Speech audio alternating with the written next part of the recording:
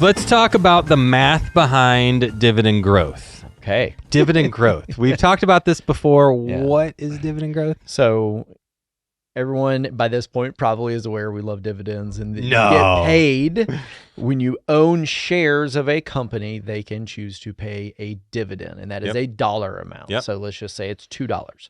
Well, there is another group of companies out there, some of them are the exact same, but they increase the amount that they pay as well. So it may be $2 today, and then next year they've done well and they up it to $2.25, and then $2.50. Yep. And sometimes it's consistent. Sometimes it's All over however the the place. year has been. But the great thing is there is a whole host of companies out there that are consistent. And that's what makes, in my opinion, dividend investing so exciting, so fun, and so challenging. Yes. Because there are really three things at play here. So you have dividend yield. Okay, that's just one thing that we're going to talk about. Yep. Then you have the dividend growth rate, Mhm. which is kind of what we're talking about here.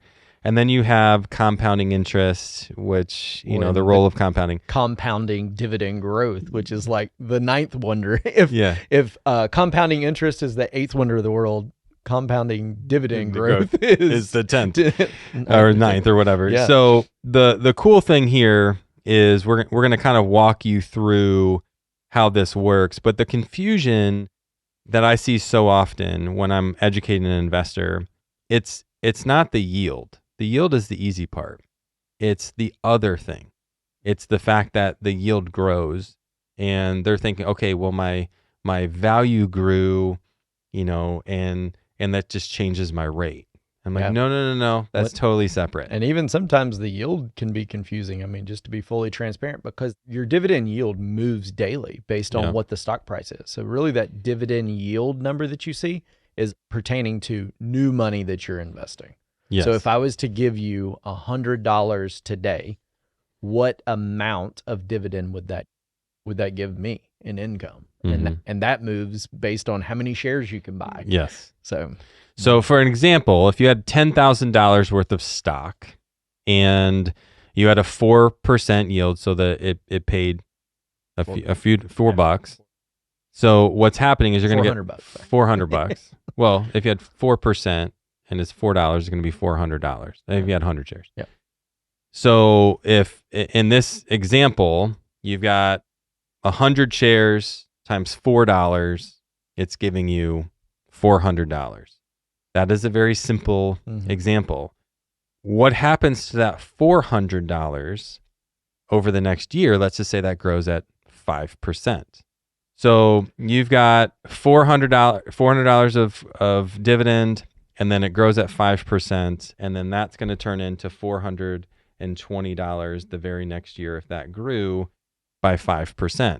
Now, what made that grow is the company increased their dividend from $4 to $4 and change, which then allowed $4.20, which allowed that dividend to go up. It wasn't the fact that the value of the stock went up.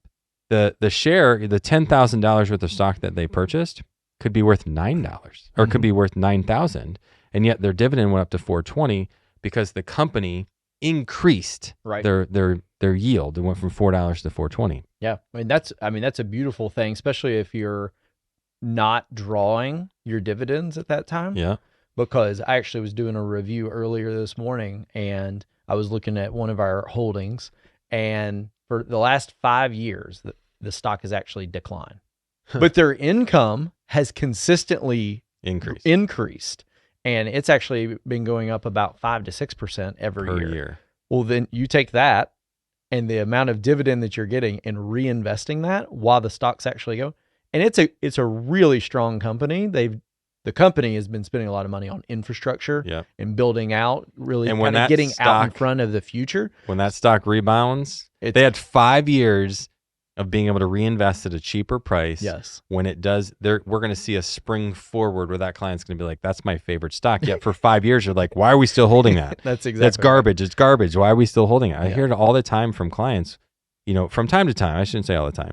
There's a certain subset of clients that are like, they get super frustrated when stock loses value or cuts their yield or whatever. Which is completely understandable. Nobody wants to see red. I'm the same way. Yes. But there are certain stocks out there that are worth the hold. Yep. Even though that they've been declining in price or whatever, and Yep. we're like, wow, that there's a lot of legitimacy behind the decline, and it's worth the wait. So let's go into some greater examples on some of the things that we were talking about early. This is from one of our favorite websites.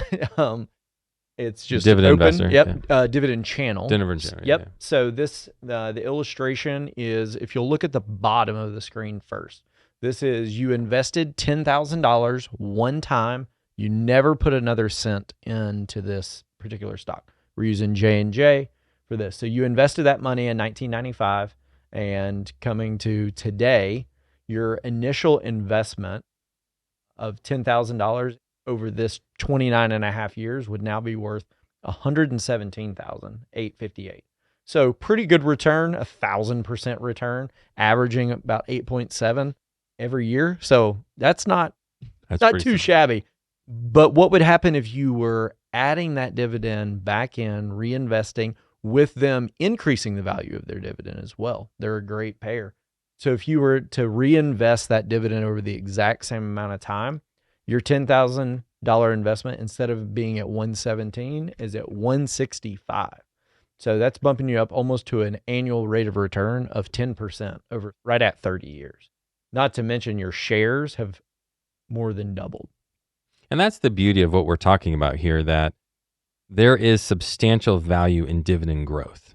And this is a huge benefit of dividend investing, where we're not as focused on the value of the underlying company. It's how many shares do you have, and what are you getting paid on those amount of shares, and how consistently is that growing? And that's what we're talking about here. That's the dividend growth rate. So it's, your current yield of what you have when you buy an investment. It might be paying you 4 or 5%, but then how much is that yield growing every single year? Yeah. And J&J currently, they're paying $1.24 per quarter.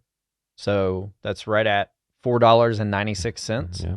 If you do the math on their ending shares, so if we multiply that annual dividend by 1142.77, you're getting an annual dividend of $5,668. So within 2 years, you've made back your money that you put down as an initial investment, and the rest is gravy. I mean, you're making your payout on net deposits is like over 50%, 56% in a exactly year. 56%. That is Warren Buffett style investing right there, where you invest whatever dollar amount, and because of this style of investing, that is just so good, you can return back huge rates of return on income every single year. And yet the value could be crushed for a season. It's also important why it went down, because you don't want to sit on garbage, but there's legitimate reasons to sit on certain stocks. And we do it all the time. And sometimes it works out and sometimes it doesn't. I wish I had like a crystal ball of like, here's what stocks are going to do in the future. I don't. I just make a judgment call with our team. We've been fortunate that a lot of times it works out, and we've been burned many, many times. We will continue to get burned. I wish I can have a 100% track record. I don't. But at the end of the day, we do our best. We put our best foot forward, and we've been blessed to understand that most of the time it's been working out very well. Yep. A lot of times on here we pick singular stocks. So let's take a look at just a group of stocks. So less about just cherry picking one. So there are 4 aspects of a statement that I believe everybody cares about. And it's basically right here on the very top, right in the middle. There's deposits, withdrawals, dividends, and value. So these 4 things over time are the most important things to look at on a given statement. So it's how much money have I invested? So how many times have I deposited? So often we get into this trap of like, you put in such amount of money, and then you look at your cost basis, your current value, and we forget like, hey, we invested X. A lot of times we don't remember. We put in, 100,000, it's worth 300. And you're like, the cost basis is 200. And you're like, well, I invested 200,000. That's my cost basis. Actually, no, because of the way the IRS rules work, they counted as deposits your dividend. So if you're in dividend investing for a long time, it can look like you've deposited so much money when in reality you haven't. Well, and every time you rebalance, that gets added to cost basis. As well. Yes. So, the reality of deposits aren't necessarily real. That's why we started putting this together. Withdrawals are important. How much money you taken out? So many times we have been made to look very bad because of withdrawals on a statement, because of how our custodian, Charles Schwab, says something where somebody deposits something in January because they got proceeds from a sale or a house or something, some cash. They take the money, let's say it's 500,000. They take the money out 2 months later to go buy another house or something. They just didn't want it to sit in no interest. They wanted whatever yield. And all of a sudden we take that money out and it looks like we have a $500,000 loss on the statement, but we just made a deposit and a withdrawal. But because of the way Schwab does their statements, it looks like we lost $500,000. Well, especially whenever you do all that at the beginning of the year. And then in October, you look at your statement and it's like, wait a second, I've lost $500,000. And it's like, nobody remembers. Remember back in March, you bought that house you're living in now. So deposits are important, withdrawals are important, dividend. And this is where it really frustrates me on custodial statements. There's no history of dividend investing. You don't know. They don't even show you what you did last year. They just show you what your current year to date is. So when you go to December, you might have the full dividend of the year where you're like, hey, I made, $10,000 in dividends over this last year. January, it just shows like, $800 or whatever. And you're like, oh, all I made is 800. And you have no recollection that you made $10,000 last year. And showing a history of that's really important. And then obviously value is super important. That's easy to find on every single statement. So what we want to do here is really focus in on deposits and dividends. So this is a snapshot of an actual client. We removed all the details for the client. This goes through the year from 2015 to 2023. This particular client invested about just over $400,000 of assets one time way back in 2015. And as you can see on the value, that value went from 430 and it's been up and down and sideways, and then ending by December of 2023, we need to update this, at 857,000. So from a value standpoint, they've been client for, 7-8 years. And we've been able to take 430,000 and grow it, double it, 400 to 850. And you're like, hey, that's a good job. Rule of 72, we're averaging this client over 10% a year. But the real value of what we've done is on the dividend side. So their first year of dividend investing, we made them just shy of $10,000, which is okay. But then that $10,000 has grown to 14 to 20 to 30 to 40, and through the end of 23 to 44,000, and now it's probably on the heels of $50,000. We've grown their dividend, their value doubled, their dividend income quadrupled. That is a 400% growth on dividend income. And there's been tons of mistakes made where we bought the wrong stocks at the wrong time, lost value.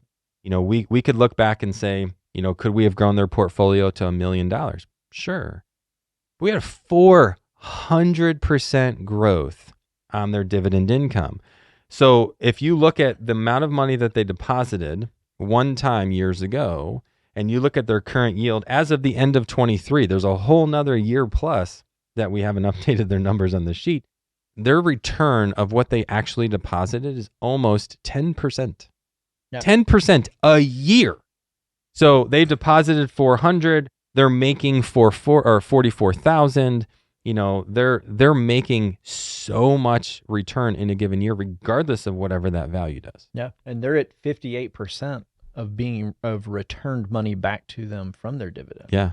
So they're only 40% of some of that money is even their original dollar. Correct. The rest of it's growth. But yeah. So the cool thing here is when you're able to track like the real growth of your dividends, you see so much more of the big picture, and it affects you. It changes you because you're like, hey, the pandemic came and went.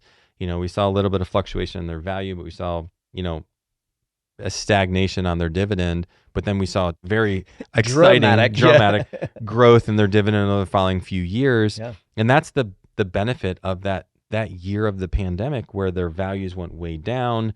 And they got to reinvest at such low prices. Well, and if you look specifically at that year of 2021 and 2022 and just the difference that happened there, that was the transition of coming out of the pandemic towards the end of 21 and all of 22.